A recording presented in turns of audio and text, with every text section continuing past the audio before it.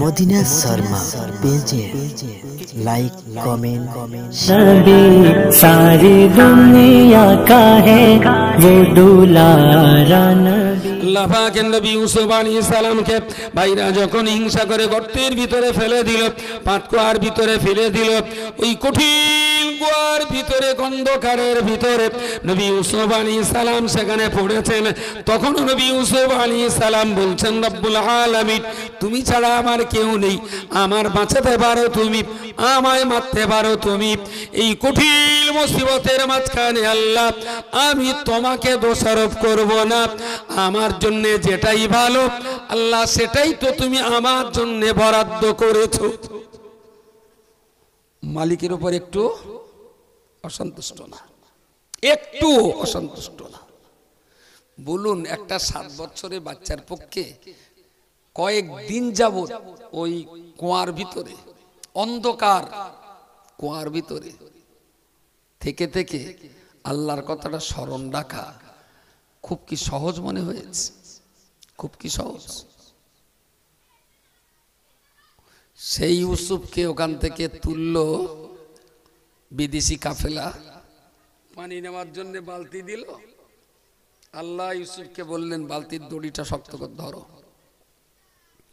ওরাও টেনে টেনে তুলে ফেললো, ডাঙায় তুলে চিৎকার করে বললে ইয়া বুসরা হাযা গোলাম, বিশাল আনন্দ। ইয়া বুসরা আরবিতে ব্যবহার হয় বিশাল আনন্দের ক্ষেত্রে। ইয়া বুসরা হাযা গোলাম, বালতি দিয়েছিলাম পাতকুয়ায় পানির জন্য, আমরা সুন্দর একটা ফুটফুটে বাচ্চা ছেলে পেয়েছি। কাফেলা যে যেখানে চলো ছুটে চলে গেল, বাচ্চাটা দেখলো, এ কোলে নাই, ও আদর করে, এ চুমু খায়। এ বললো আমি নেবো, বললো আমি নেবো। কাফেলার দলে অনেক লোক ছিল, যার বালতি সে বললো কারুর দোকান আমি নেবো। তাহলে এই তুলিসিস তুই, বালতি তো আমার। একজন হলে দড়ি তো আমার, তাহলে দড়ি না হলে তো তুলতে পারতিস না। শেষ পর্যন্ত ঠিক হলো এটা বেচে দিয়ে যা টাকা হবে সেগুলো সবাই মিলে ভাগ করে নেবে। বিক্রি হলো। মিশরের বাদশাহ আজিজের ঘরে ছিলেন কেনান শহরে, ভাইরা হিংসা করে দিলে কুয়ার ভেতরে, এরা টেনে তুলে লাগালো বাজারে, বাদশাহ ওখান থেকে তুলে নিয়ে এলেন রাজদরবারে। তাহলে রাজদরবারের জন্য রাজদরবার পর্যন্ত উঠতে গেলি কুয়াটাও, কুয়ার দরকার ছিল না? কুয়ার দরকার, এই জন্যই বলে যে বুঝবি চাষি বেলা হলে, কুয়ায় পড়েছিস বলে হাওমাও করিস নে, হয়তো বেলা হলে তোর জন্য সুসংবাদ আছে, একটু ধৈর্য ধর আল্লাহর উপরে। আল্লাহ নবী ইউসুফ আলাইহিস সালাম মিশরের রাজদরবারে চলে গেলেন। দারুণ সুন্দর বাচ্চা, দেখতে শুনতে বড় ভালো। বাদশার স্ত্রী জুলাইখা বিভিন্ন কারণে আসক্তি হয়ে পড়লেন।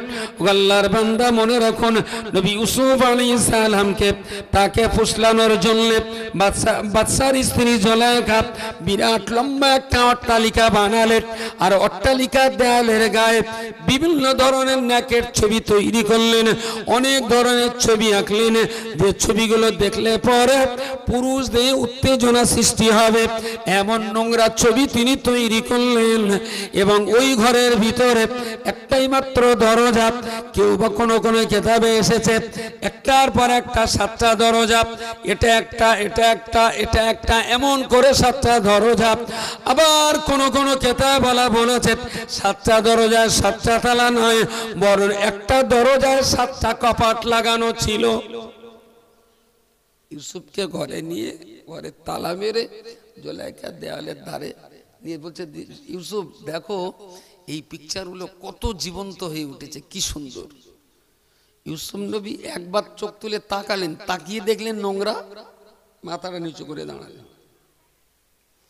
জুলাইখা একটার পর একটা দেখাতে দেখাতে আগিয়ে যাচ্ছে। ইউসুফ এইটা দেখো আরো সুন্দর, এই ছবিটা দেখো দারুণ লাগছে। বলতে বলতে অনেক দূর যে একটু ঘাড় ঘুরিয়ে দেখে, প্রথম একবার দেখিয়েছিলেন ইউসুফ সেখানেই দাঁড়িয়ে। সুবহানাল্লাহ বলেন, একটু জোরে বলেন। এখন আবার পাকিস্তান পানা হচ্ছে।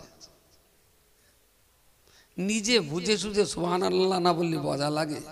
এ যেন মনে হচ্ছে গাই তো দুধ দেবে না, গয়লা তো ছাড়বে না। ঠ্যাং বেঁধে দুধ হবে না, এতে গরুর ঠ্যাংও ব্যথা, গয়লার হাতও ব্যথা। একটু নিজে নিজে যদি মজা করে দুধ দেন না, গয়লা হিসেবে এমন তো বেঁচে যাই। একটু সবাই মিলে বলেন সুবহানাল্লাহ। বেশ হয়েছে, তবে হলস্টার গাইবানা হয়নি, দিশি গাইবানা হয়েছে। একটু গলা আরো একটু জোর করে বলুন সুবহানাল্লাহ, মাশাআল্লাহ। ওই একবারই তাকিয়ে চোখটা নিচু করে নিয়েছেন উনি, ওখানে দাঁড়িয়ে, আরে ইউসুফ এসো, আরে কত দামি দামি ছবি আছে, তুমি একটা দেখি মাথা নিয়ে চলে এসো না। ইউসুফ নবী তো পা তুলছেন না। ওদিক থেকে জুলাইখা যখন আবার উল্টে দিকে পা দিয়ে হাঁটা শুরু করেছেন, ইউসুফ নবী তুললেন, বললেন কালা মাআযাল্লাহ, আল্লাহ আজকের এই চরম দিনেতে সাহায্যকারী একমাত্র আপনি। ঘরে দরজা দেওয়া, দেওয়ালে নোংরা ছবি, মহিলাটাও এই করতে চাইছে। আল্লাহ আমি এই কাজের কাজী না, তুমি ইজ্জত বাঁচাবার মালিক, সাহায্য একমাত্র তোমারই ছাড়া আজ আর কোনো উপায় নেই। ওদিক থেকে জুলাইখা এক দু পা আসছে। ইউসুফ নবী জানতেন ঘরে 7টা তালা, কিন্তু দাঁড়িয়ে থাকেন।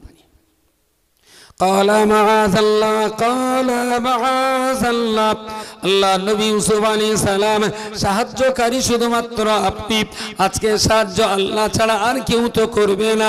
উদ্দেশ্যে দরজার দিকে ছুট দিলেন। ওদিকে ইউসুফ আপনার জুলাইখা দৌড়ে এলো, ঠিক দরজার মাঝখানে, দরজার সামনে ইউসুফ ছুটে যেই না এলো, ক্বালা মাআযাল্লাহ, আল্লাহ সাহায্য শুধুমাত্র তোমার। দরজাটায় হাত দিতেই সম্পূর্ণ 7টা তালা ভেঙে নিচে পড়ে গেল। জোরে বলুন সুবহানাল্লাহ।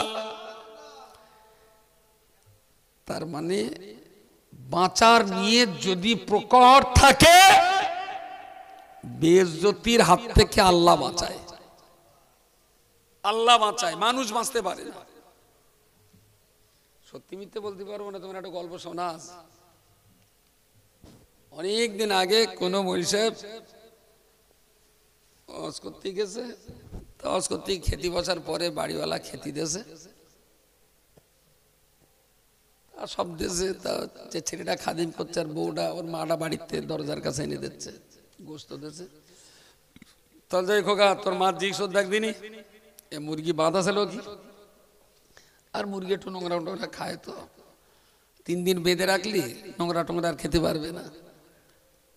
তখন ছেলেরা বলতো, হুজুর বাঁধা টাধা না, আমার সেই আম্মা ধান জাল দিচ্ছিল, আর এই মুরগিটা পাশের বাড়ির মুরগি এসে আর আম্মা এড়ো বেরোলো, আর সেই এড়ো মারলি ঝটপট করতে হলো, ওরা দেখতে পেলে আর বকবে বলে টুক করে জবাই করতে সেই গোস্ত দেশে আপনার। সেই রকম রাগ, পরের মুরগি। আমি একটা আলেম মৌলবী লোক, আমি সব হারাম টারাম খাই নে, আর আমার পরের মুরগি এড়ো মেরে জবাই করে দেয় আমার দেশে। জানোয়ার কোথাকার, তোরা কোনো হালাল দিয়ে বাড়ি সভা দিছিস, তাহলে তো হুজুর তাহলে বাড়ির দিকে লে যাই, তাহলে লে যাস না, একটুখানি কাজ করে ঝোল পেনাটা দে, গোস্ত খাবে না, ঝোল খাবে। তেরাম ছেলেটেরাম কাজ করে ধরেছে, ধরলি ঝোল এসতেছে, ওপরের গোস্ত একটা দাগ ছটছট করে নিচে পড়তেছে, আবার চামচ দিয়ে থাকাচ্ছে, কুছি থেকো না, যদি আপস মে আয়েগা তো হালাল হয়ে যায়গা। আমার তো খাবার নিয়ত নেই, পরের মুরগি আমি একটু ঝোলটা খাবো, তবে গোস্ত যদি ওর ইচ্ছায় আসে বাধা দেওয়ার দরকার নেই, এমনি এমনি আসে তো আসো।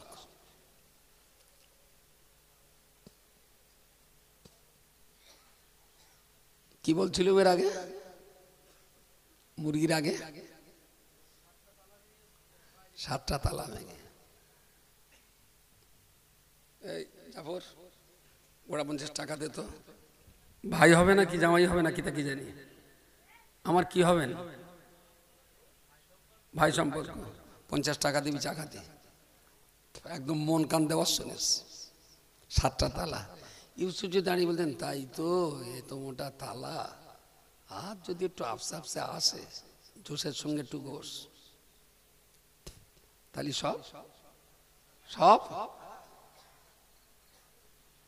উনি জানেন তালা মারা 7টা তালা, এ তালা ভাঙার ক্ষমতা আমার নেই, কিন্তু তারপরে বলেছেন মাশাআল্লাহ, আল্লাহ সাতটা তালা ভেঙে ইজ্জত যদি বাঁচাতে হয় আমি ইউসুফ আমি পারবো না, আল্লাহ তুমিই পারো।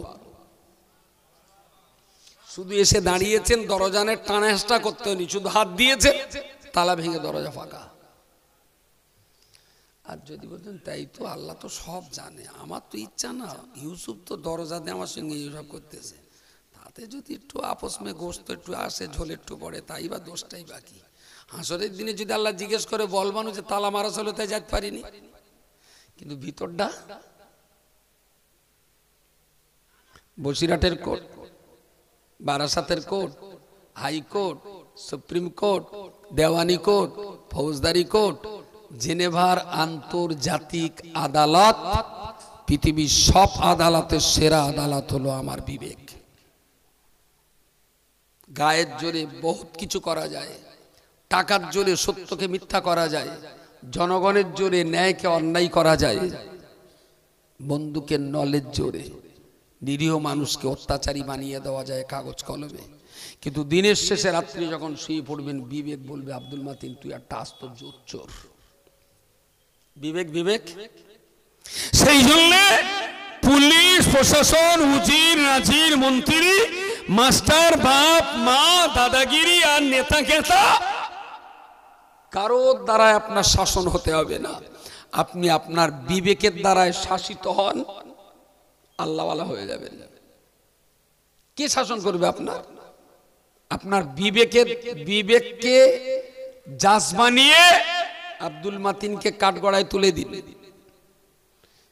বিবেক আব্দুল মাতিন, কাঠগড়ার আব্দুল মাতিনের বিচার করে দেবে জান্নাতি না জাহান্নামী। আমার কথা বলা যায় না। বিবেকের দিয়ে নিজেকে শাসন করুন, থানা পুলিশ কোর্ট কিচ্ছু লাগবে না।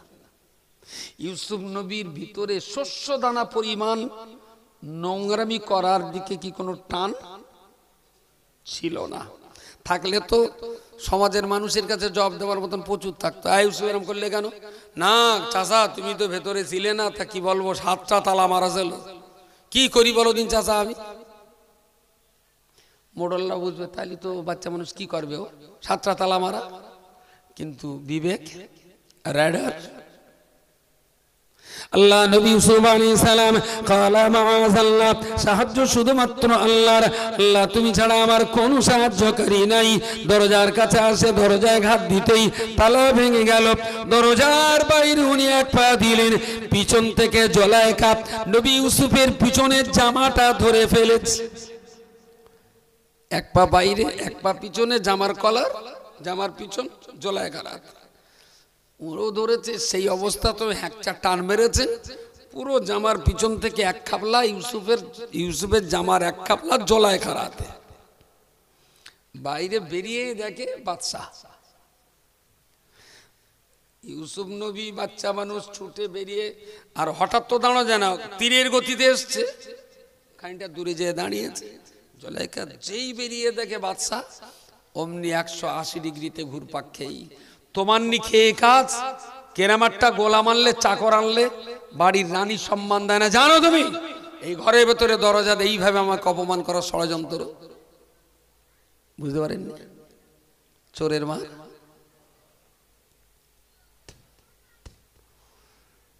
আমরা বলছি দাদা হুজুরের ওসিয়াতনামায় আছে ধর্ম প্রচার করে খাওয়া ভালো, তবে ধর্ম ব্যবসা করে খাওয়া ভালো না। এটা দাদা হুজুরের ওসিয়াতনামায় আছে। আমরা হয়ে গেলাম দাদা হুজুরের শত্রু। আর যারা দাদা হুজুরের ওসিয়াতনামায় তুড়ি মেরে ঘন্টায় 40,000, ঘন্টায় 30,000, কারোর ঘন্টায় 10,000, কেউ বা 1.5 ঘন্টায় 25,000 মাল ছেড়তেছে, তারা হচ্ছে দাদা হুজুরের বলেন বলেন বিশাল ভক্ত। চোরের মার বড় গলা। মাঝে মাঝে মনে হয় যে অজনসিয়াত গুলো যদি না হতো তাহলে খেয়ে তো কি করে, বুঝতে পারেননি? তারপর ওরা কি টাকা দিয়ে ভাত রাঁধে না কি, হয়তো টাকা পড়িয়ে ভাত রাঁধে, এত টাকা লাগবে কি করে, কোথায় খরচা করবে এত টাকা? বিনা চাওয়ায় আমরা আমার মতন কোটিপতি কেউ নেই, এখন আমার সভা করে 300 টাকা দেয়, 300 টাকা আমার নজরানা দেয় এখন। এ বলেও ভুল করলাম, জিজামার বাড়ি হয়তো আজকে 350 টাকা পাই না, এরা হাতে করে এইভাবে কেউ গু খায় না।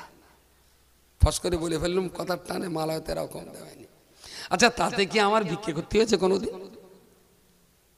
খুব বাণিজ্যতের সঙ্গে তো আল্লাহ রেগেছে। তাহলে আমার কেউ 300 দিচ্ছে, কেউ 3000ও দিচ্ছে, আর সেখানে 30,000 25,000 দিতেই হবে, এইরকম দিতেই হবে। 25,000-এর সবার যদি পার ডে 2-3টে করে থাকে, তা ফেলে জেলে 50,000, দিনে 50,000 মানে মাসে 15 লাখ, মাসে 15 লাখ মানে বছরে। আবার 3 মাস বাদ দেন, ওই 3 মাস আবার ব্যাঙে ওয়াশ করে, তো 3 মাস বাদ থাক, তাহলে 9 মাসে 9-15 9 দেশকে 90 আর 5 9 45, তার মানে 1,35,00,000। ওরা তো যদি টাকাগুলো এখন সবচেয়ে বাচ্চা নোট 10 টাকা, যদি 10 টাকার নোট দিয়ে আগুন জ্বালিয়ে চুলো করে যদি ভাতরি দিয়ে খায়, তাও মনে হয় এত কোটি টাকা লাগবে না। কি হবে? একটু সবাই মিলে একটু দোয়া করা ভালো, যে আল্লাহ ওদের তো টাকা হচ্ছে ভালো, আর তুমি ওর আরো টাকা দাও।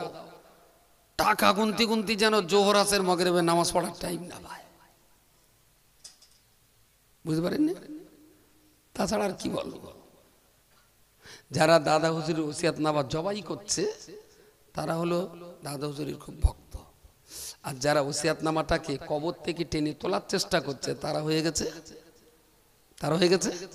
দাদা হুজুরের শত্রু। কিন্তু এইভাবে দীর্ঘদিন তো আর সমাজটাকে বোকা বানিয়ে রাখা যাবে না। দিনের শেষে একটা টাইমে কিন্তু ঘুম ভাঙবে, ঘুম কিন্তু একটা টাইমে ভাঙবে। তার জন্য অপেক্ষা করতে হবে, ধৈর্য ধরতে হবে, জাতির চোখ খোলাতে হবে, মানুষকে লেখাপড়া শেখাতে হবে। নিজস্ব বুঝ বুদ্ধি যখন মানুষের এসে যাবে, তখন বুঝবে চাচি বেলা হলে। যাক, নবী ইউসুফ আলাইহিস সালামের সামনেই জুলাইখা বাচ্চার সামনে বিশাল ভাবে ইউসুফের বিরুদ্ধে গালিগালাজ, অপমানজনক কথাবার্তা। বিপদে পড়ে গেছে বাদশা, স্ত্রীটা তার, ছেলেটা তার কেনা চাকর গোলাম, কোন দিকে যাবে? পুরো দোষটা ইউসুফ জুলাইখা চাপিয়েছে কার ঘাড়ে? ইউসুফের ঘাড়ে। এখন ইউসুফ বলছে না আমি এরম ছেলে না, আর জুলাইখা বলছে না আমি ওরম নষ্ট বউ না, কিন্তু জামা এক টুকরো হাতে আছে। সঙ্গে সঙ্গে জুলাইখা জামার টুকরোটা স্বামীর হাতে দিয়ে বলছে, দেখো দিনি, দেখো তোমার এই ছেলে আমার সঙ্গে ধস্তাধস্তি করতে গেছে, তাই ওর জামা ছিঁড়ে আমার হাতে। দোলনায় শুয়েছিল একটা ছোট্ট বাচ্চা, বাড়ির চাকরানির বাচ্চা। আল্লাহ তার জবান খুলে দিলেন, বলুন সুবহানাল্লাহ। আল্লাহ পাকের ওই ছোট্ট ছেলেটা, ছোট্ট বান্দাটা, আল্লাহর রহমত, ওই ছোট্ট ছেলেটা দোলনায় শুয়েছিল। এই অবস্থাতে জামা ছেঁড়া নিয়ে জুলাইখা দোষ দিচ্ছে ইউসুফের, ইউসুফ দোষ দিচ্ছে জুলাইখাকে। মাঝখানে পড়ে বাদশা বিচার কোন দিকে করবে, কে দোষী আর কে নির্দোষী, এটা ঠিক করতে পারছেন না।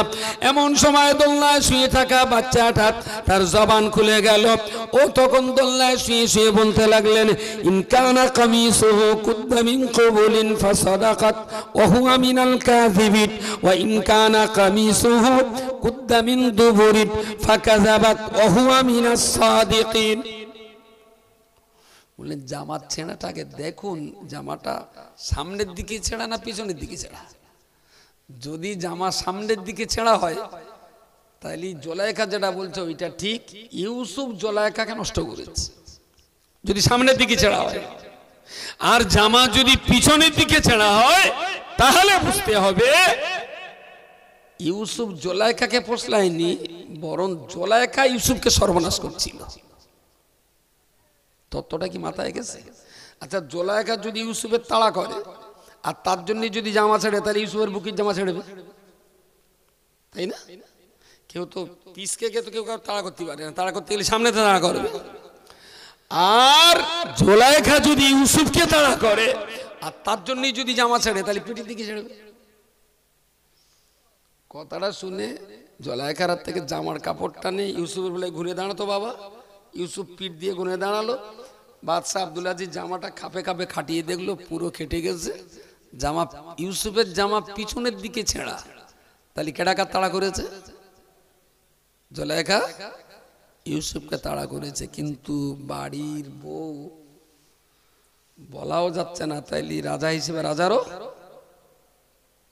ব্যাপারটা উল্টে দিয়ে নিষ্পাপ নির্দোষী বেগনা মাসুম শিশু নবী ইউসুফকে জেলখানায় পাঠানো হলো। আমরা সেই জাতের জাত, 22 বছর ধরে জেল খাটছি, 22 বছর ধরে। দোষ জামা আমার পিঠির দিকে ছাড়া, তাড়া করেছে জুলাইখা, তারপরে বলতে হবে ইউসুফ বদমাইশ। বোঝায়নি? এখনো সেই জেলখানা দিয়ে আছি, নো টেনশন নো ফাংশন, ভালোই যাচ্ছে, ভালোই আছে। জেলখানার ভিতরে থাকলেন। একদিন একটা লোক স্বপ্নে দেখে এর বলছিল যে আমি না স্বপ্ন দেখছিলাম এই কি হয় বলতেনি। তাহলে দেখ আমাদের এই জেলখানায় একটা লোক আছে, খুব ভালো জ্ঞানী লোক, চল না ওর কাছে যাই। ইউসুফ নবীর কাছে গিয়েছে। বলে কি স্বপ্ন? বলে আমি স্বপ্ন দেখছি যে আমি মাথায় করে ওই ওই ওই কি বলে আঙুর নিয়ে যাচ্ছি না রুটি নিয়ে যাচ্ছি, আর চিল শগুন কাক এসে আমার মাথার থেকে রুটি নিয়ে চলে যাচ্ছে। আমার স্বপ্নের তাবির কি? নবী ইউসুফ বাচ্চা মানুষ, কিছু সময় মাথা নিচু করে থেকে বললেন, শোনো ব্যাপারটা খুবই কষ্টকর, তা তুমি যদি কষ্ট না পাও আমি বলতে পারি। তা বলছে বলো। তা বলছে তোমার না এই জেলখানায় সাজা হয়ে যাবে, তোমার এই স্বপ্নের তাবির তোমার সাজা হয়ে যাবে, এবং তোমার শুলি চড়িয়ে হত্যা করা হবে, আর তোমার মাতার ঘেনু চিল শগুন কাকে ঠুকরে খাবে। তুমি কিছু মনে করো না। কিছুদিন পরে তার সেই ঘটনাই ঘটল। পরে আবার একজন স্বপ্ন দেখেছে। কার কাছে যাবে? প্রচার হয়ে গেছে জেলখানায়, ইউসুফের কাছে এসে হাজির। তার মানে ষড়যন্ত্রের শিকারে জেল, কিন্তু জেলে থাকার পরেও যাদের জ্ঞানের দরকার হতো তারা আসতো ইউসুফের কাছে। জোরে বলুন সুবহানাল্লাহ। আল্লাহ শুকরিয়া আদায় করছি, হুগলি জেলার ফতোয়াও মুফতি সাহেবের সই করতে হয়। এর চাইতে বড় বিচার আর কি হতে পারে? খোদার বিচার, আল্লাহর বিচারের চাইতে বড় আর? আবার একজন স্বপ্ন দেখলেন যে আমি না অনেকগুলো আঙুর নিয়ে একটা ডেস্কিটি 2 হাত দিয়ে পড়ে চটকাচ্ছি, এরকম স্বপ্ন দেখেছি।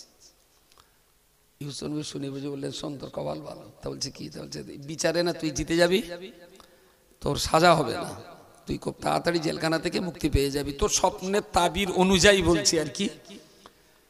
তোর বিরাট খুশি। তা বলছে শোন তুই তো বাইরে যাবি, তা বাইরে একটু বলিস যে একদম একজন নিষ্পাপ নির্দোষী বেগনা মানুষকে জেলখানায় রেখে বাদশাহ আব্দুল আজিজ কিন্তু কাজটা ভালো করেনি। তুই যখন মুক্তি পাবি তুই আবার রাজদরবারে পানি পান করাবার চাকরি পাবি, রাজার কাছাকাছি হবি, সুযোগ মতো একবার রাজাকে বলে দিস। তাহলে ঠিক আছে।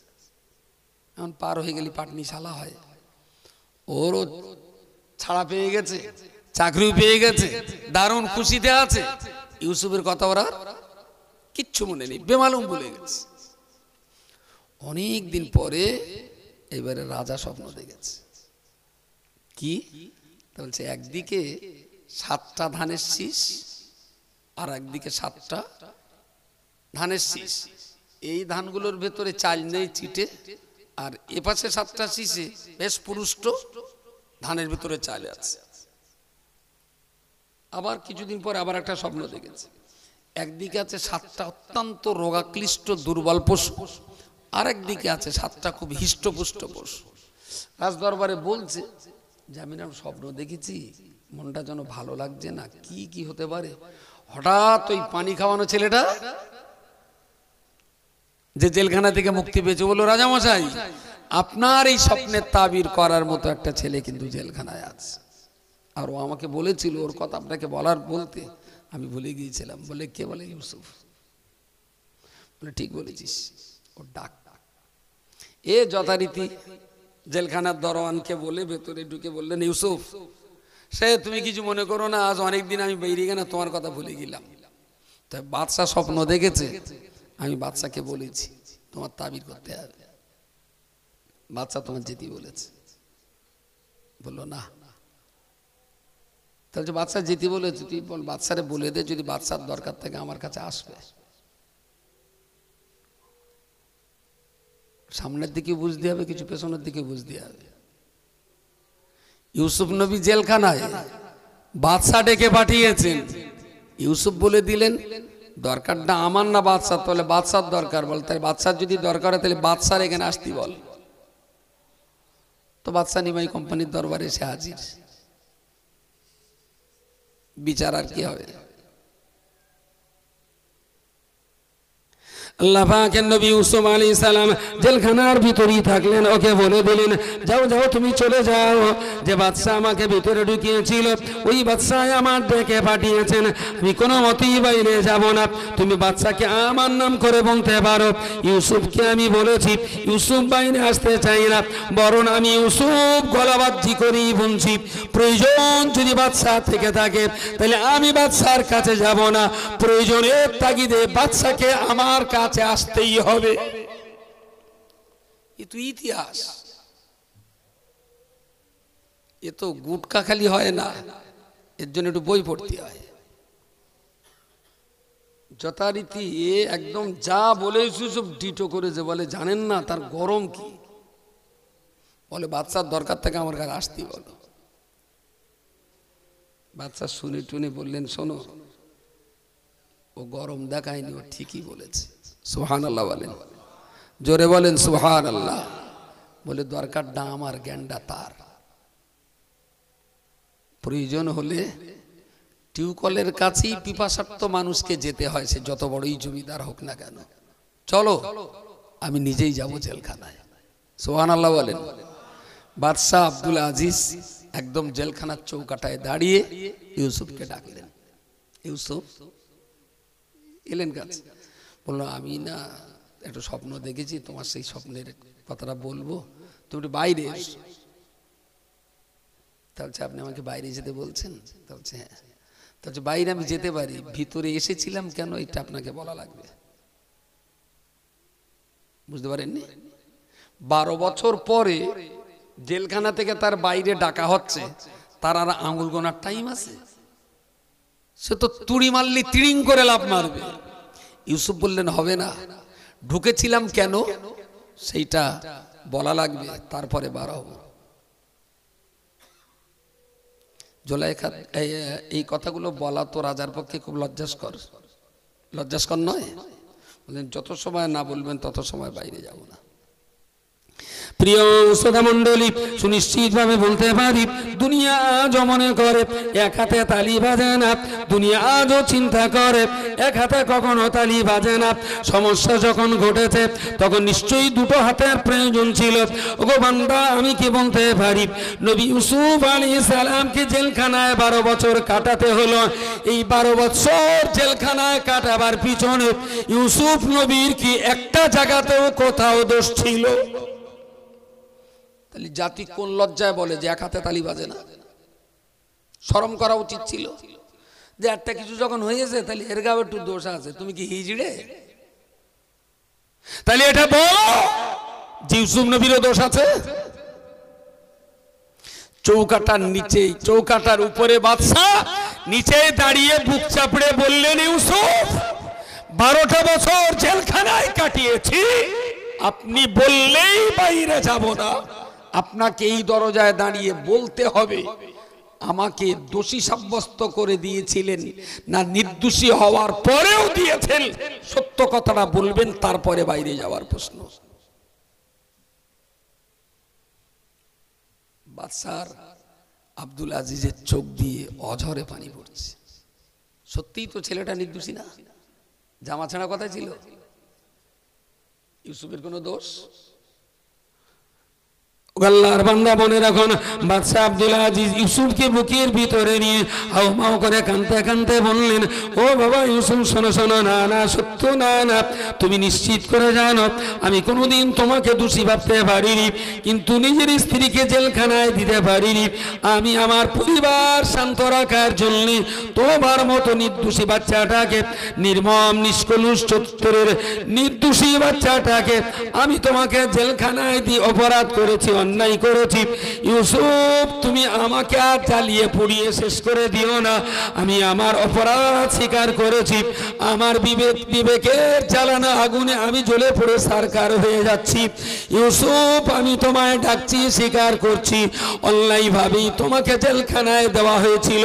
অপরাধের পাপ মাথায় নিয়ে বলছি, ইউসুফ রে, আমার কথায় তুমি একটু বাইরে বেরিয়ে এসো।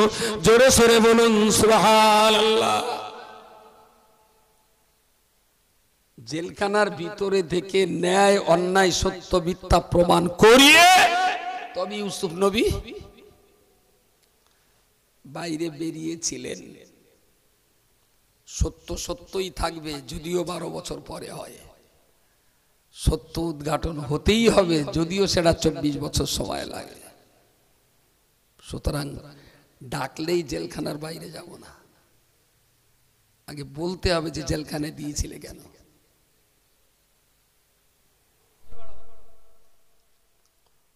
দাউদ নবী আবার ছুটে যে সামা, একটু বলো না তার কি দোষ। না না, তুমি লোকের দোষ খুঁজে বানানো, তোমার এরকম বদ অভ্যাস কি জন্য? সে যে দোষ তাকে থাক, তার জন্য তুমি একটু বলো না, আমি লোকের দোষ খুঁজি নেই। তবে দাউদের যে দোষটা আছে তুমি যে একটু বলতে, আর ওইরকম দোষ যদি আমার ভেতরে থাকে তাহলে আমি অন্তত সংশোধন হয়ে যাব। দোষটা একটু বলো না ভাই, কি দোষ? কারণ সারা দিন টানা রুদি সে লোকটারে দাউদ নবীরে ওরকম পিছনে পিছনে দৌড় করিয়েছে, বলে না। বেলা ডোবো ডোবো অবস্থা, তখন বলতে শোনো, দাউদ নবীর একটা দোষ আছে। দোষটা হলো রাজ্য চালায় ভালো, ইনসাফ আছে, ন্যায় বিচার আছে, সততা আছে, আদর্শ আছে, মানুষের ইহকালের শান্তি পরকালের মুক্তি দেওয়ার চিন্তা ভাবনা আছে। কিন্তু লোকটার একটা দোষ হলো, লোকটা রাজকোষের টাকা দিয়ে সংসার চালায়, রাজ্যের টাকা দিয়ে সংসার চালায়। আর সত্যি সত্যি দাউদ নবী উনি রাজা হিসাবে গরিমানা মতে যতটুকু অর্থ না নিলে ওনার সংসার চলে না, ততটুকু টাকা উনি নিতেন। এটাও সত্য, উনি নিতেন। বাড়ি এসে কান্নায় ভেঙে পড়েছে যে আল্লাহ, দেশের জনগণ আমার আচরণে অসন্তুষ্ট, আমি রাজকোষের টাকা দিয়ে সংসার চালাই। এই সেজদায় মাথা দিয়ে আপনার পবিত্র জাতের শপথ করে বলছি, আমি আর কখনো দেশের টাকায় সংসার চালাবো না, আর কখনো দেশের টাকায় সংসার চালাবো না। আল্লাহ, এতদিন যা হয়েছে তুমি আমার ক্ষমা করে দিও। একজন রাজা, একজন নবী। আল্লাহ পাকের নবী দাউদ আলাইহিস সালাম পরের দিনেতে অত্যন্ত গোপনীয়তার সঙ্গে, দারুণ গোপনীয়তা বজায় রেখে ওনার রাজত্ব, ওনার রাজদরবার থেকে অনেকটা দূরে চলে গেলেন। রাতের অন্ধকার থাকাকালীন অন্যের ক্ষেতে জমিদারির কাজ করেছেন, মুটিগিরির কাজ করেছেন, লেবারির কাজ করেছেন। আর ওই কাজের বিনিময়ে যা দুটো পয়সা পেয়েছে বাজার ঘাট করে দুপুরের পড়ন্ত বেলায় বিকালে ঘরে ফিরেছেন। স্ত্রী বললেন, তুমি বাজারঘাট করা না, এইভাবে চলে গেছো, বাচ্চা কাচ্চা নিয়ে সংসার চালাবো কি দিয়ে আমি? রাজকোষের টাকা নিতেন, তবে এই হিসাবে আজকে চলার মতন টাকা আজকে নেবেন, আবার কালকে চলার মতন টাকা কালকে নেবেন। আজকের মতন নিয়ে কালকে কি খাবো এই চিন্তাটা মাথায় থাকতো না। বউর আগারে ই করছে, তা বলছে, দেখো আমি না একটু দূরে কাজ করতে গিয়েছিলাম, ওখান থেকে রোজের দাম পেয়েছি, আর এই বাজার করেছি, এটা রান্না বান্না করো, সবাই মিলে খাবো। বেশ, যেই গোসল করে উনি রাজ দরবারে ফিরেছেন, দরবারের প্রচুর পরিমাণ মানুষ, কেউ বা দিনের দাওয়াত নেবার জন্য এসেছেন, কেউ বা কলমা পড়বার জন্য এসেছেন, কেউ বা বিচার ফয়সালা নেবার জন্য এসেছেন, কেউ বা মসলা মাসাইল নেবার জন্য। এক একজন মানুষ এক এক রকম অভিযোগ নিয়ে এসেছেন। সকাল থেকে সারাদিন তারা ওখানে বসে দাউদ নবী আলাইহিস সালাম যেই না সামনে গেছেন, অনেকেই ক্ষোভ করে বললেন, হুজুর আপনি কোথায় ছিলেন সারাদিন? আপনার অভাবে আমাদের কোনো কাজ মিটল না, আপনি না থাকার কারণে সারাদিন বড় কষ্ট পেয়েছি, আপনি বিচারের জায়গায় না থাকার কারণে আমাদের প্রচন্ড কষ্ট হয়েছে, রাজ দরবার ছেড়ে আপনি অন্য কোথাও যাবেন না। কোথায় কার দরকার থাকে, একটা রাজা বলে কথা, আর আপনি এদিক সেদিক চলে গেলে জানেন আমাদের কত কষ্ট হয়। আমরা আসি তো আপনার কাছে, আপনার দেখতে না পেলে আমরা কার জন্য আসি?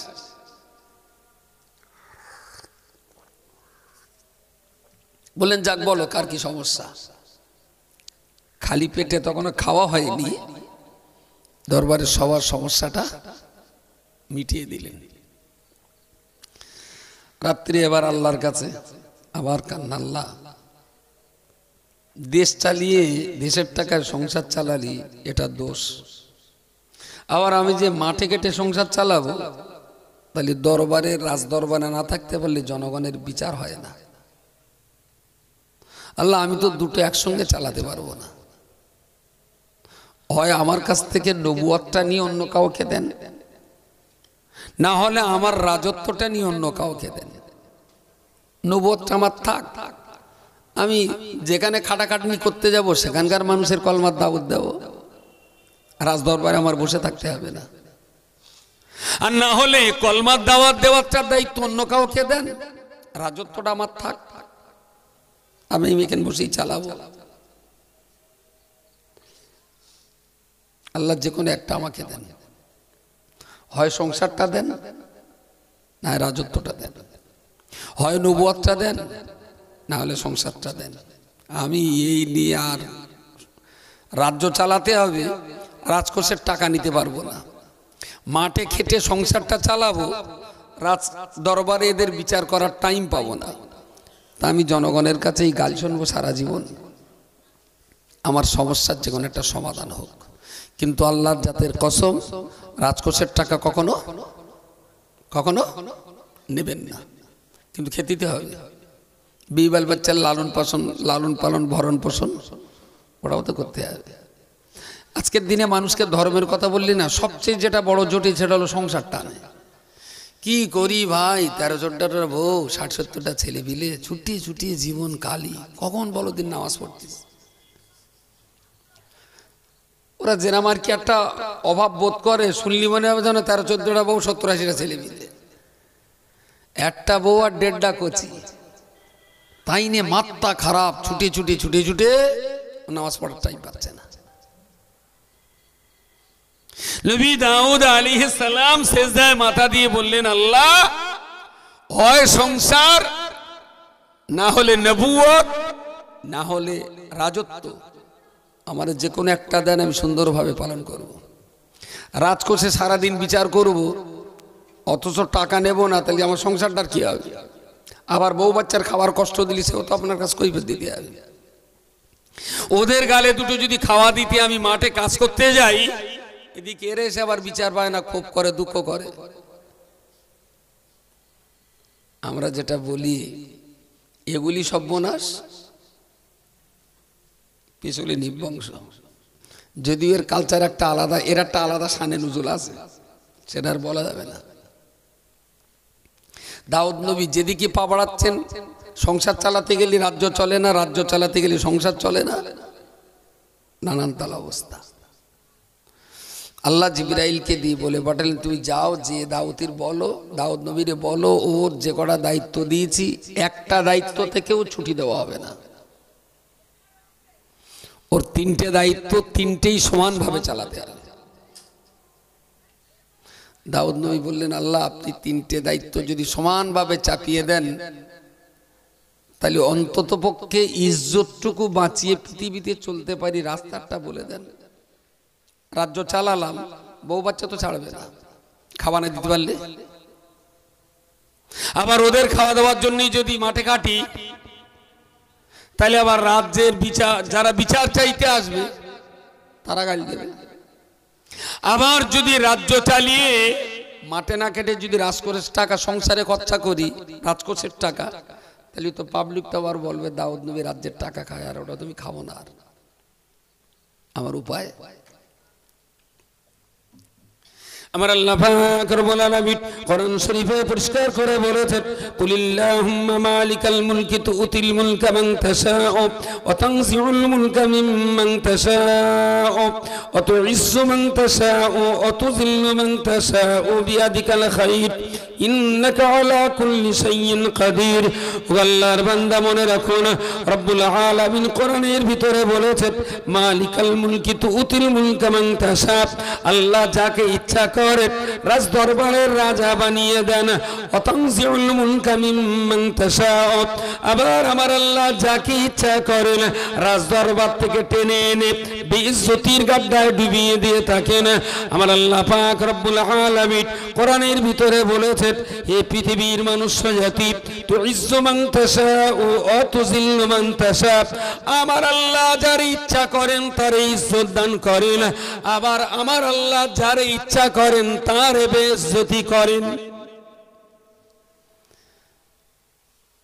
রাজার চেয়ার বসানোর মালিক আল্লাহ, রাজ চেয়ার থেকে নামিয়ে গাড্ডায় ফেলার মালিক আল্লাহ, ইজ্জত দেওয়ার মালিক আল্লাহ, বেইজ্জতির মালিক।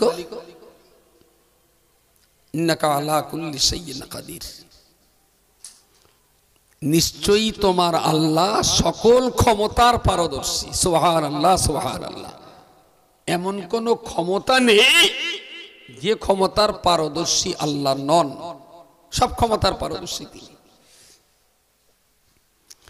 তুলিজুল লাইলা ফিন নাহারি, যে আল্লাহ রাতের পরে দিনকে আনয়ন করেন। ও তুলিজুন নাহারা ফিল লাইলি, আবার যে আল্লাহ দিনের পরে রাতকে আনয়ন করেন। ও তুখরিজুল হাইয়া মিনাল মাইয়িতি, যে আল্লাহ মরার ভিতর থেকে জিন্দা বার করতে পারেন। ও তুখরিজুল মাইয়িতা মিনাল হাইয়্যি, আবার যে আল্লাহ জিন্দার ভিতর থেকে মর্দাকে বার করতে পারেন। তাহলে এক এক করে আমার আল্লাহ আটটা ক্ষমতার প্রদর্শনী করিয়েছেন, আটটা ক্ষমতা আল্লাহ দেখিয়েছেন। এক নম্বরে আল্লাহ বলেছেন, রাজত্বের চেয়ারে আমি বসাই। দ্বিতীয় নম্বরে আল্লাহ বলেছেন, রাজাকে ফুটপাথে আমি নামাই। তৃতীয় নম্বরে আল্লাহ বলেছেন, ইজ্জতের চেয়ারে আমি বসাই। 4 নম্বরে আল্লাহ বলেছেন, বেইজ্জতির গাড্ডায় আমি আল্লাহ ডোবাই। 5 নম্বরে আল্লাহ বলেছেন, মুর্দাকে জিন্দা করি আমি। 6 নম্বরে আল্লাহ বলেছেন, জিন্দাকে আবার মুর্দা করি আমি। 7 নম্বরে আমার আল্লাহ বলেছেন, রাতের পরে দিন হাজির করি আমি। 8 নম্বরে আল্লাহ বলেছেন, দিনের পরে আবার রাত হাজির করি আমি। জোরে বলুন সুবহানাল্লাহ। একটু সবাই মিলে বলেন সুবহানাল্লাহ। আচ্ছা, এই যে 8টা ক্ষমতা, এই 8টা ক্ষমতার একটা ছোট ফেনা বের করেন, যেটা মুরারিসার লোকেরা করে দেবে। 8টার ভিতরে একটু ছোট ফেনা কোন ক্ষমতাটা? একটু সবাই মিলে দেখেন। আজকে সূর্যটা ছুপিয়ে রেখে দেওয়া যায়, কাল সকাল হতে দেবো না, হবে হবে। রাজার চেয়ারে বসানো, তুলে দেওয়া, ইজ্জত দেওয়া, বেইজ্জতি করা, রাতের পর দিন, দিনের পর রাত, মরার ভেতরে জিন্দা, জিন্দার ভিতরে মরা, এর ভেতরে যে কোনো একটা। হ্যাঁ হ্যাঁ, ছোটখাটো পেন একটা। আচ্ছা, মুরারিসার লোক পারবে না। যদি সারা দুনিয়ার লোকের সবকটা রাজারে যদি বলা হয় এই 8টা কাজের কোনো একটা, পৃথিবীর কোন শক্তি, কোন একটা বইতে পড়ছিলাম, পৃথিবীতে শক্তি আছে, আমরা শক্তি তৈরি করেছি কি না, কারেন্টের মোটর। এই মোটর দিয়ে পাকা ঘোরাই, এই মোটর দিয়ে পানি গরম করাই, এই মোটর কারেন্ট দিয়ে আমরা ফ্রিজে ঠান্ডা করি, এই মোটর দিয়ে আবার জামা আয়রন করা, ইস্ত্রি লটা গরম করাই। তারপরে আমাদের যে এখন এই যে বিদ্যুৎ চলছে, বক্রেশ্বর তাপ বিদ্যুতের বিরাট বড় বড় মোটর, এক একটা মোটর ধরুন এরকম মাঠের মতো এত বড় বড় মোটর ঘুরছে। সেই মোটর দিয়ে বিদ্যুৎ তৈরি হচ্ছে। তারপরে এই আপনার ডিজেলে চালিত ট্যাক্সি, বাস, ইলেকট্রিক চালিত ট্রেন, তারপরে আপনার আরো অত্যাধুনিক পেট্রোল চালিত ফ্লাইট, গ্যাস চালিত রকেট। তাম পৃথিবীতে কি পরিমাণ ক্ষমতা প্রতিদিন প্রয়োগ করছি আমরা, কি পরিমাণ ক্ষমতা, সেটা পেট্রোল দিয়ে হোক, ডিজেল দিয়ে হতে পারে, বৈদ্যুতিক ক্ষমতা দিয়ে হতে পারে, আর যাই দিয়ে হোক না কেন। বইটার নাম ভুলে গেছি। তাম দুনিয়াতে প্রতিদিন এই যে পরিমাণ শক্তি আমরা ব্যয় করছি, এর চাইতে কয়েক লক্ষ গুণ শক্তি যদি ব্যবহার করা হয়, তাহলে সাগরের এক একটা ঢেউ উঁচু হয়ে 30 ফুট উঁচু হয়ে আবার লাভে, একটা সাগরের একটা ঢেউ তুলতে গেলে পৃথিবীর এই সব শক্তির কয়েক লক্ষ গুণ বেশি শক্তি দিলেও সাগরের ওই ঢেউ তোলার ক্ষমতা পৃথিবীর কোনো শক্তির নেই। সাগরে কি কোনো পাকা টাকা আছে যে পাকার চোটে ঢেউ ওঠে? কোনো ঝড় না, ঝাপটা না, কিচ্ছু না। বিরাট বিরাট জাহাজগুলো ডিমির খোলার মতন, যেন মনে হচ্ছে কচি খোকা, এখনো ঘাট শক্ত হয়নি, হেলে দুলে হেলে দুলে। এই যে সাগরের উত্তাল ঢেউ, কোনো ঝড়ও লাগে না। কোথার থেকে ওর উৎপত্তি, যিনি সৃষ্টি করেছেন তিনি ছাড়া আর কেউ বলতে পারবে না। দুনিয়ায় প্রতিদিন যে পরিমাণ শক্তি ব্যয় হয়, তার কয়েক লক্ষ কোটি গুণ বেশি শক্তি দিলেও সাগরের ওই উত্তাল তরঙ্গ তোলার ক্ষমতা পৃথিবীর কোনো শক্তির নেই। আর আমি যে চারটে কথা কোরআনের আয়াত দিয়ে বললাম, এ তো অনেক অনেক বড় ক্ষমতার ব্যাপার। মানুষের শক্তি তো একটা লিমিটেড এরিয়ার ভিতরে, মানুষ তো সূর্য পর্যন্ত যেতেই পারে না, তার সঙ্গে মরা দেবে কি? তাহলে রাশিয়ারে বসিয়ে দেওয়া, তুলে দেওয়া, ইজ্জত দেওয়া, বেইজ্জতি করা, দিনের পরে রাত আনা, রাতের পরে দিন আনা, মরাকে জ্যান্ত করা, জ্যান্তকে মেরে ফেলা, এই 8টা ক্ষমতার কথা আল্লাহ নিজে বলে তারপরে বললেন অতারযুকু মান তাশাউ বিগাইরি হিসাব। সুবহানাল্লাহ। এবং তো মনে রাখে না, একটুখানি অন্যদিক থেকে একটুখানি একটা বাঁশুই দিলেই। সৌদি আরবের মেহমান হয়ে গেছেন পাকিস্তানের এক উচ্চপদস্থ অফিসার, রাজকীয় মেহমান গেছেন। তো সৌদি আরবের যেমন নিয়ম, সেই মতো তাকে রাখা হয়, খাওয়া দাওয়া আদর যত্ন সব ঠিকই আছে। হঠাৎ একদিন এশার নামাজের পর খাদিমুল হারামাইন শরীফাইনের পক্ষ থেকে 2 জন মানুষ ওনার হোটেলে যেয়ে বললেন, গেস্ট হাউসে যেয়ে বললেন, আপনি আমাদের মেহমান, রাজকীয় মেহমান, পাকিস্তান থেকে এসেছেন, আপনাকে অনেক ধন্যবাদ। তো আগামী কাল ফজরের নামাজের পর, ফজরের নামাজে কাবায় ইমাম সাহেব যেখানে দাঁড়ান ইমামতি করার জন্য, আপনি আমাদের রাজকীয় মেহমান হিসাবে ঠিক ইমামের পিছনেই আপনাকে 2 রাকাত নামাজ পড়ার সুযোগ দেওয়া হবে। সুবহানাল্লাহ। মুরারিশা, রাজাপুর বা আশপাশে আরো 20-50টা গ্রামের ভিতরে 1 কোটি 2 কোটি 10 কোটি টাকার মালিক অনেক আছে। এরা যদি কেউ বলে আমি 5 কোটি টাকা দেবো, আমার একটু ইমামের পেছনে নামাজ পড়তে দিতে হয়, টাকার জোরে লাইন করা যাবে বলে মনে হয়? হ্যাঁ, ঠিক ইমাম যেখানে দাঁড়াবে তার পিছনে কাতারে আপনি, টাকার জোরে। হ্যাঁ, সৌদি সরকারের ফোন পে নম্বর পাব না, তা মাল ঝাড়বে কারণ। যদি বলে 500 কোটি টাকা দেবো, ওই জায়গাটার কত মর্যাদা, কত মূল্য, সেটা যারা দাঁড়াবার সুযোগ পেয়েছে তারাই জানে। হতে পারে কখনো কখনো তওয়াব করতে করতে বিনা পয়সায় কোনো না কোনো হাজির ভাগ্যে জুটেও যেতে পারে। তবে আকসার ক্ষেত্রে ইমামের কাছাকাছি অন্তত এদিকে 20 ফুট, এদিকে 20 ফুট পিছনে এই এরিয়াটা পুলিশ টেক আপ করে রাখে নিরাপত্তার জন্য। ওখানে সাধারণ কোনো মানুষকে দাঁড়াতে দেয় না। যারা জামা কাপড় পরে দাঁড়ায় সাধারণ মানুষ, ওরা কেউ সাধারণ মানুষ না, ওটা গভর্নমেন্টের বিভিন্ন সেক্টরের মানুষ। তো বিদেশি মেহমানরা আসলে সম্মান জানাবার জন্য এমনটাও সুযোগ সৌদি গভর্নমেন্ট দেয় যে ওরা মেহমান হিসেবে এসছে যখন 2 রাকাত নামাজ, ফজরের ফরজ নামাজ ইমামের পেছনে পড়বে। তো শুনে বেচারার তো বিরাট আনন্দ, সারা রাত ঘুমাতে পারিনি আনন্দের চোটে। সরকারের মেহমান, আবার কালকে ইমামের পেছনে ফরজ নামাজটা পড়ার সুযোগ পাবো। যথারীতি ডাইরেক্ট উনি তাহাজ্জুদ পড়বেন, 2জন পুলিশ এলো, ওনাকে ব্যারিকেড করে নিয়ে গেলেন। তাহাজ্জুদের আজান হলো, তাহাজ্জুদের নামাজ পড়লেন অন্য জায়গায়।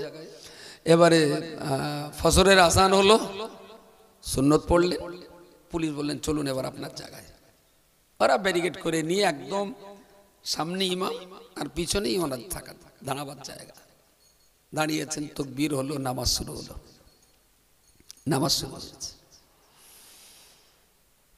সূরা ফাতিহা শেষ করে যখন কেরাত পড়ছে, কেরাত পড়তে পড়তে একটা টাইমে ইমাম সাহেব কাঁদছেন, ডাইনে বামে মুক্তাদিরাও কাঁদছেন, পিছনের মুক্তাদিরাও কাঁদছেন, খুব কান্নাকাটি। পাকিস্তানের মেহমানটা বলছেন আমি ইমামের একদম পিছনে পড়ছি, সবাই কাঁদছে, কিন্তু কেন কাঁদছে বুঝতে পারছি না, আর আমারও কান্না পাচ্ছে না। কাঁদতে গেলে না কারণ বুঝতে হয়, কারণ বুঝতে পারলে কাঁদতেও ভালো লাগে, কান্নাও আসে আর কেঁদেও শান্তি পাওয়া যায় যদি কারণ বোঝা যায়। বলছে ডাইনে পিছনে সামনের ইমাম আর সবাই কাঁদছে, কান্নার ফফানি আওয়াজ আমি অনুভব করছি, বুঝতে পারছি, কিন্তু শুধু আমি কাঁদতে পারলাম না, আমার একটু কান্না পেল না, মনটা যেন ভালো লাগছে না। ওরা কাঁদলে কেন বুঝতে পারলাম না। নামাজ শেষ হলো, যথারীতি ইমাম সাহেবের সঙ্গে মুসাফা করার সুযোগটাও হলো। ওনাকে নিয়ে গেল পুলিশ, আমাকে পুলিশ নিয়ে হলো আমার বাসায়। আমি জিজ্ঞেস করলাম ভাই, দোবাসী ছিল তো ফজরের নামাজে ইমাম কাঁদছিল কেন?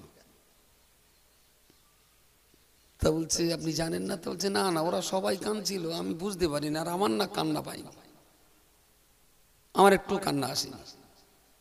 তো বলছে আপনি জানেন না? তো বলছে না।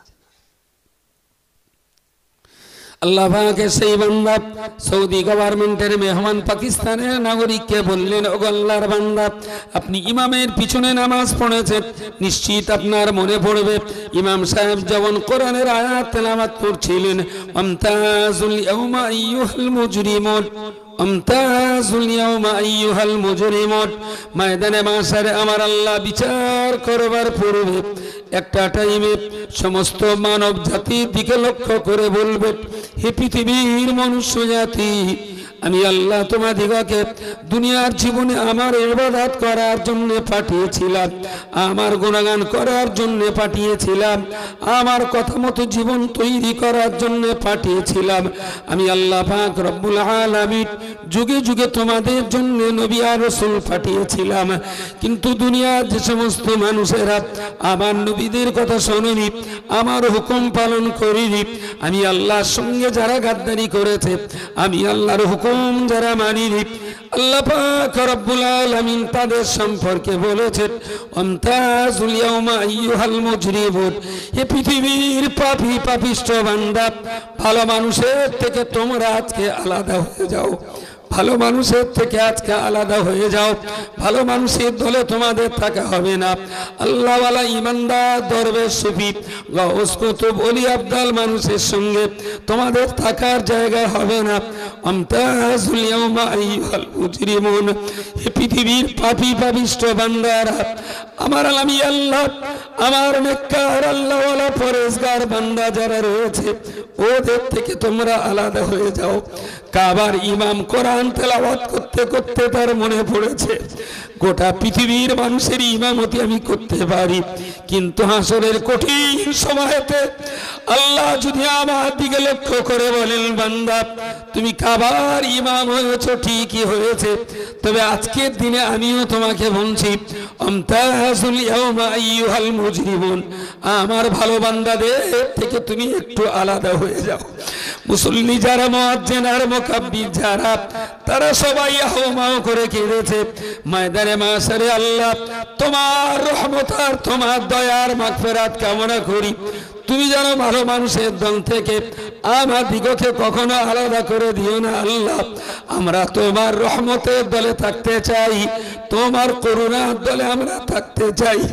কঠিন হাসরের ময়দানে আল্লাহ মহাবিপদের সময় তুমি যদি আমতাজুল ইয়াউমা আইয়ুহাল মুজরিমুন এই আয়াতের মধ্য দিয়ে আমাদিগকে যদি ভালো মানুষের থেকে আলাদা করে দাও, আমরা ক্ষতিগ্রস্ত হয়ে যাব, কঠিন বিপদে আমরা পড়ে যাব।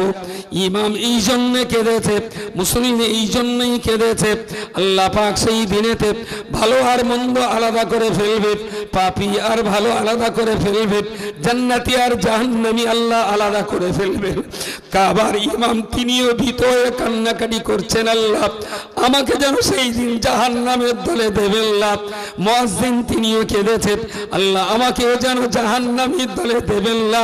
সমস্ত মুসল্লিরা হাওয়া করে কেঁদেছে, আল্লাহ আমাকে যেন জাহান্নামীদের দলে তাড়িয়ে দেবেন না।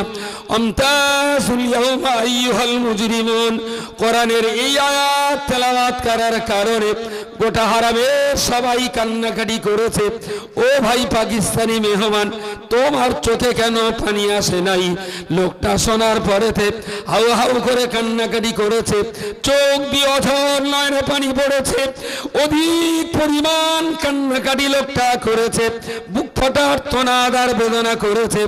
আরে উনি ইমাম যখন পড়ছিলেন ওই সময় তার কোরআনের আয়াত যদি আমি বুঝতে পারতাম, সকলের সঙ্গে আমিও সেখানে কান্নায় অংশ নিতে পারতাম, কিন্তু দুর্ভাগ্য পোড়া কপাল আমার, কোরআনের আয়াত না বোঝার কারণে সবাই যখন কেঁদেছিল আমি তখন বেকার দাঁড়িয়েছিলাম।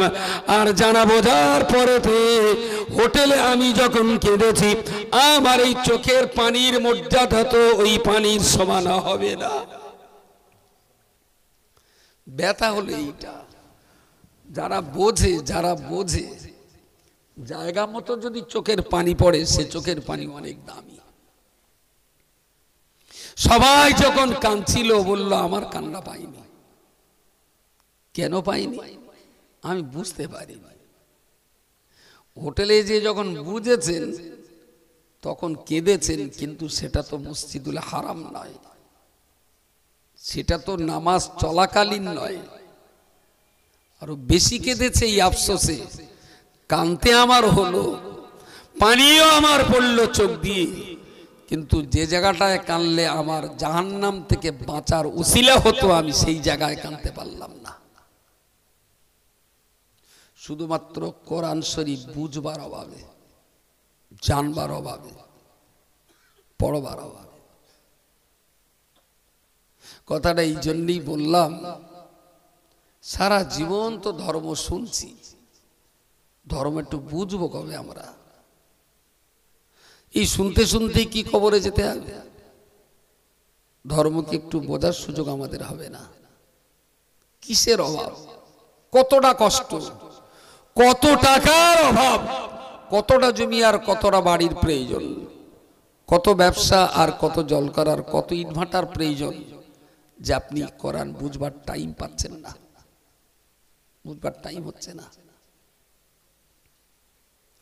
আল্লাহ পাকের নবী দাউদ আলাইহিস সালাম ওই রকম সময়তে আল্লাহ পাক যখন বললেন, ও নবী দাউদ, তোমার একটা দায়িত্ব কেড়ে নেওয়া হবে না, সংসার তোমাকে চালাতে হবে, রাজত্ব তোমাকে চালাতে হবে, নবুয়তের দায়িত্ব তোমার চালাতে হবে। নবী আইয়ুব বললেন, আল্লাহ সংসার হালাল ভাবে চালাতে গেলে আমার রাজত্ব চলে না, আর রাজত্ব চালাতে গেলে রাজকোষের টাকায় সংসার চালাতে হবে। আল্লাহ পাক বললেন দাউদ নবীরে, ও নবী দাউদ শোনো শোনো, আমি আল্লাহ যদি তোমার রাজ চেয়ারে বসাতে পারি, আমি আল্লাহ যদি নমরুদ ফেরাউনকে রাজদরবার থেকে বেইজ্জতি করতে পারি, আমি আল্লাহ পাক রব্বুল আলামিন ফেরাউনকে নীল নদে ডুবিয়েও যদি অক্ষত রাখতে পারি, আমি আল্লাহ পাক রব্বুল আলামিন মৃত ডিমের ভিতর থেকে জীবন্ত বাচ্চা বার করতে পারি, আমি আল্লাহ পাক রব্বুল আলামিন মরা মায়ের পেট থেকে যদি জীবন্ত বাচ্চা প্রসব করিয়ে দিতে পারি, আমি আল্লাহ পাক রব্বুল আলামিন পৃথিবীর কোটি কোটি মানুষগুলোকে, কাউকে শ্মশানে, কাউকে কবরে, কাউকে পিরামিডে তাদের রাখা হলো, রক্ত মাংস হাড় হাড্ডি সব মাটি হয়ে যাবে। এরপরেও সমস্ত মানুষকে হাসরের মাঠে যদি আমি আল্লাহ জ্যান্ত করতে পারি, তাম দুনিয়ার সমস্ত প্রাণী জগতের রুজি দেওয়াটা আমি আল্লাহর জন্য কষ্টকর নয়। মরারে যদি জ্যান্ত করা আমার কাছে সহজ হয়, হাজার কোটি বছর মাটির তলায় পুঁতে ফেলে সেই মাটি থেকে মানুষকে যদি আবার পুনরায় তৈরি করাটা আমার যদি কষ্টকর না হয়, চালার পিঁপড়ে থেকে আর জঙ্গলের বাঘসিংহ আর জলের হাঙর কুমির থেকে আর চামচিকে পর্যন্ত সকল প্রাণীর রুজি যোগান দেওয়াটা আমি আল্লাহর পক্ষে কোনো সমস্যাই না। দাউদ সংসারও চালাতে হবে, রাজত্বও চালাতে হবে, তো রুজির দায়িত্বটা আমি নিয়ে নিলাম। একটু সবাই মিলে বলেন সুবহানাল্লাহ। ওই আপনাদের অবস্থাও পাকিস্তানের মেহমানের মতন, বুঝলি না সুবহানাল্লাহ একবারও বলতে বলা লাগে না। যদি বোঝে নিজের টানেই সুবহানাল্লাহ বলবে, আর যদি না বোঝে হোটেলে গিয়ে বলবে, আর ওখানে গিয়ে বলে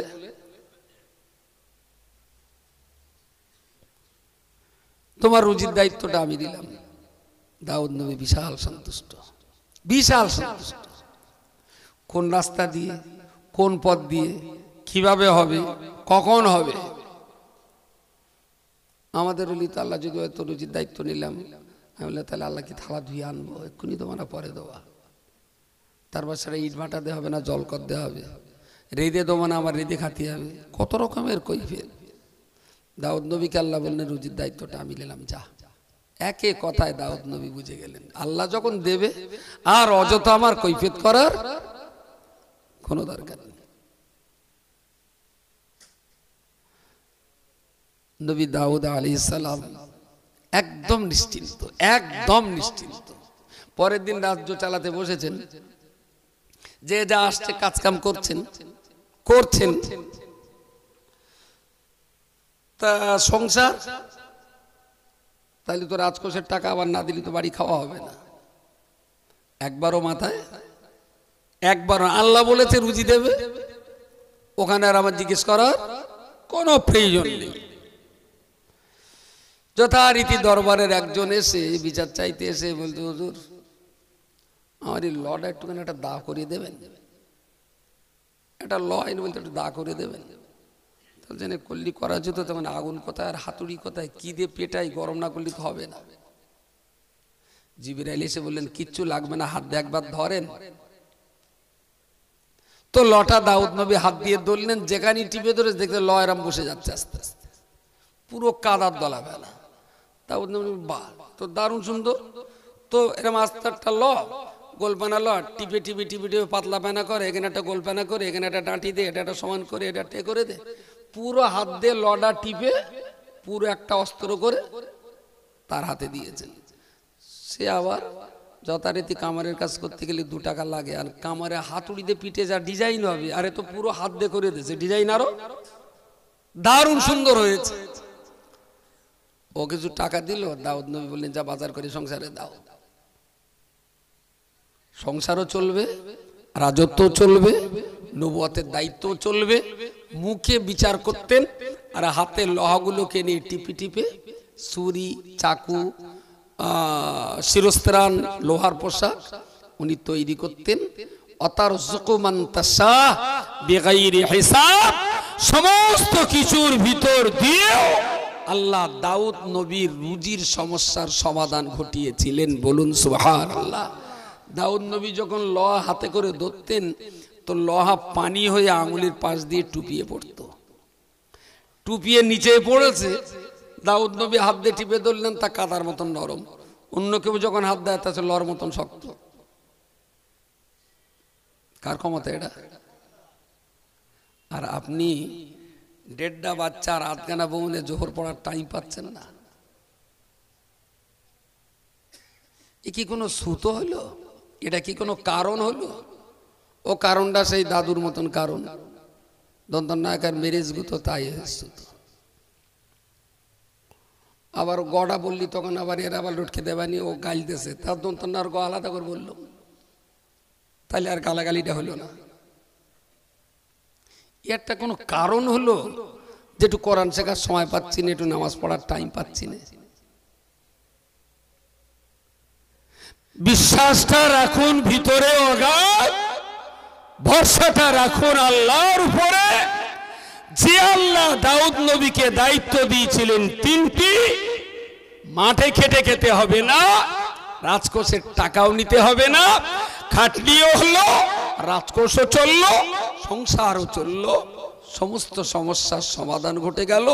দাউদ নবীর জন্য আল্লাহ লোহাকে কাদার মতো নরম করে অস্ত্র তৈরি করে দাউদ নবী ছাড়বেন। এইবারে লোহাটা লোহা, ইস্পাতটা ইস্পাত। দেশ বিদেশ থেকে এই ডিজাইনের অস্ত্র শস্ত্র, লোহার পোশাক, জামা কাপড়, রান্নার সাজ সরঞ্জাম দাউদ নবী মুখে বিচার করতেন আর হাতে ওই সব নিয়ে তৈরি করতেন, তাতে সবটাই চলে গেল।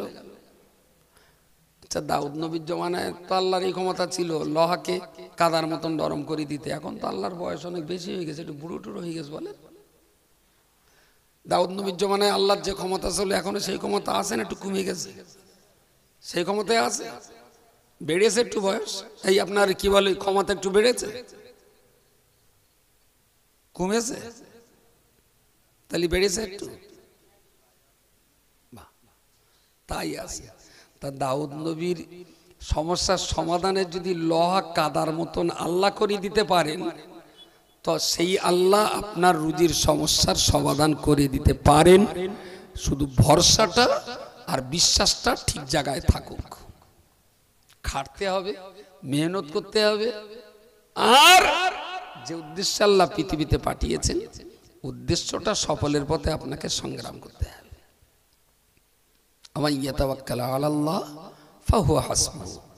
আল্লাহর উপরে ভরসা করলে আল্লাহ তার জন্য যথেষ্ট হয়ে যাবে। আচ্ছা, এটা একটু দেখেন দিন কেরাম হয়। যদিও মুরারি সাহেব সেরাম গরিব মানুষ এখন নেই, তারপর রহমান বললো, বাবু আমাদের গ্রামে দুটো গরিব মানুষ রয়েছে, ওদের জন্য একটু যদি কিছু দিতেন ভালো হতো, খুব গরিব।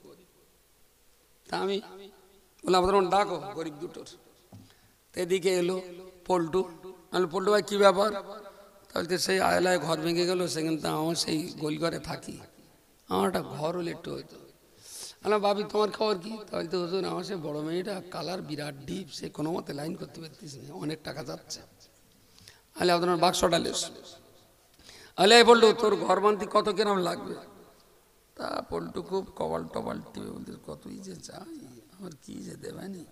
তা খুব দাঁত মুখ ছিটকে বলে, হুজুর লাখ টাকা হলি আমার ঘরটা মেরামত করা যায়। বাক্স ডালা তুলে একটা দুটো বান্ডেল 50,000 হাতে দিয়ে বললাম, যা বাড়িটা ঠিক করলে। তো বাপি বল তোর খবর কি? তাহলে তো তোর ওই মেয়ের বে। আমি তো তোর মেয়ে বেদির কিরমারটা লাগে, তাই তো তো একে কথা 1 লাখ দেশে, চোখকান বন্ধ করে 2 চেয়ে দেখি কি করে। বলতে হুজুর বড্ড তো কালার ডিপ, লাখ 2 টাকা হলেই মনে হয় বেটা হইতো। আমি 4টে বান্ডেল বের করে হাতে দিয়ে বললাম, যা এই 2 লাখ টাকা দিয়ে মেয়েটার বিয়ে দিলে, যা আল্লাহ রাস্তায় যা, তুই মেয়ে বেদা, তুই ঘর যা, বা পল্টু বাড়ি যা, দেখে রয়েছি কেন? তাই তো হুজুর সে রান্নাঘরটাও ভাঙা শুরু হবে না, ওইটা একটু যদি সোজা করলি তো। তা তুই বল, হাত পা চুল করছে, কত লাগবে বল? তোর মনে মনে চিন্তা করতেছে, ও তো এক কথায় 2 লাখ চেয়ে 2 দিয়ে দিয়েছে, চোখ কান বুঝকে 3 চেয়ে দেখে। তাহলে তো হুজুর লাখ 3 টাকা হলে রান্নাঘরটা সোজা হতো। ঘর সোজা করতে 1 লাখ, আর রান্না সোজা করতে। তা আমি আবার 6টা বান্ডেল বের করে দিলাম, যা রান্নাঘর সোজা করলে, যা ঝামেলা করিস না। এই বাপিতা যা বাড়ি যা, একটা ছেলে দেখে বেছে দিতে। তাহলে তো হুজুর মেজে মেয়েটা না হচ্ছে আরো কালো। আরে তো বলবি তো সাদা করতে কি লাগবে? তাহলে তো হুজুর বড় মেয়ে যদি 2 লাখ টাকা বেঁধে লাগে, তার 5 লাখের নিচে বল মেজে মেয়ের বিয়ে হবে না। তাহলে 10 লাখ টাকা লাগে, যা ওরা বেঁধে, যা ওটা রেখে দে, ওর বেঁধে দি, যা। এই বাপিতা তুই যা, পল্টু এখানে রয়েছে ঘর বাড়ি বাঁধ। তাহলে তো হুজুর আমার ছোট আব্বার ঘরটা মানে বিরাট ভাঙা রয়ে যায়। আচ্ছা আপনি বলেন, মানুষের লাস্ট স্টপিস কোন জায়গায়? ও যতক্ষণ চাবে আমি ততক্ষণ দেবো। কোন জায়গায় থেমে বলবে যে আমার আর লাগবে না? থামবে?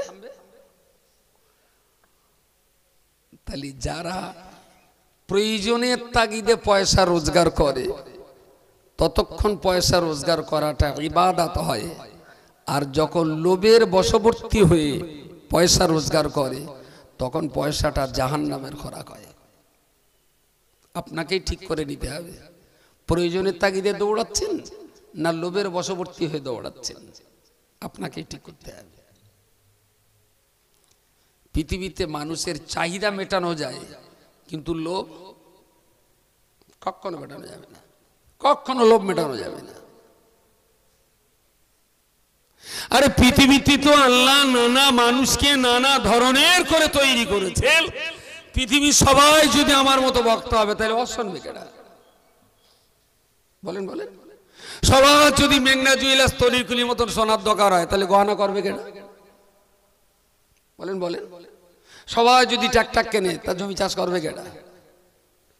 আল্লাহ উঁচু নিচু উতাল পাতাল করে সব রকম আল্লাহ মিশিয়ে রেখেছেন, কেউ একা মাতব্বরি করতে পারবে না, সবার জন্য সবার।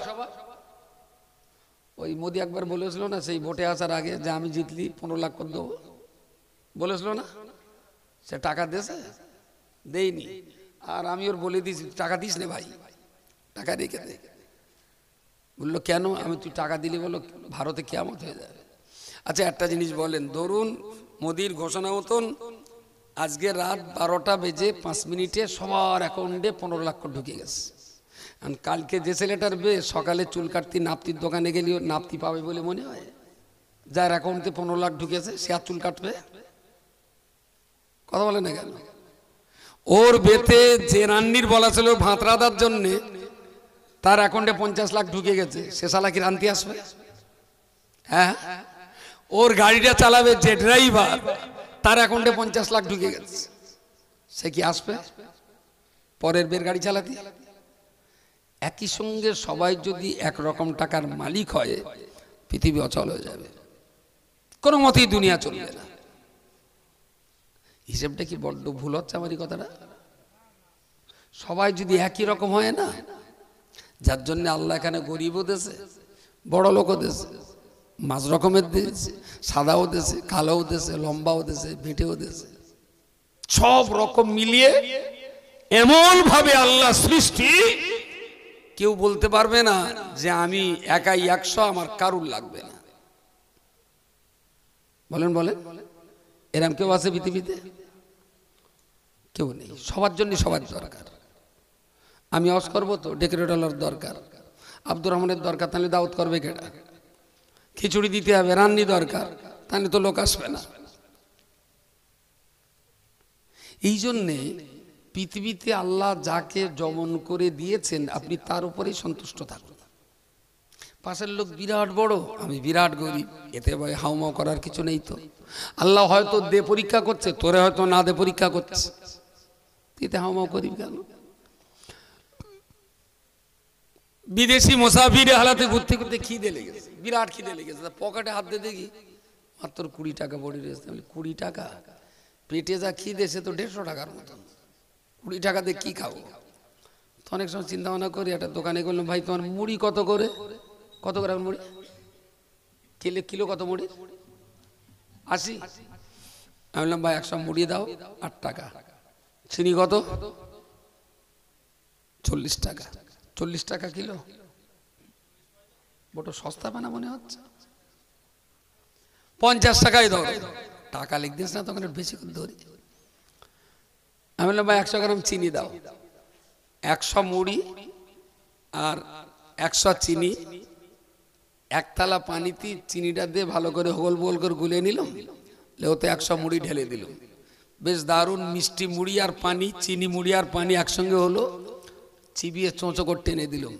পেট তো দেখলাম বেশ 35 মানুষের মতন, দারুণ একটা স্টাইল। কোনো সমস্যা আছে? কটা খরচা? 13 টাকায় পেট ভর্তি খাওয়া।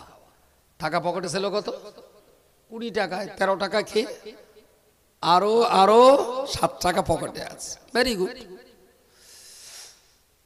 খানিক দিন যাওয়ার পর দেখি আবার খিদে লেগে, পকেটে হাত দিয়ে দেখি 200 টাকা। আমি চল শালা তাহলে একটা তরকার রুটি হবে। সোনা হোটেলে ডেকে ডিব্বি তরকার রুটি অর্ডার দিয়ে দিলাম।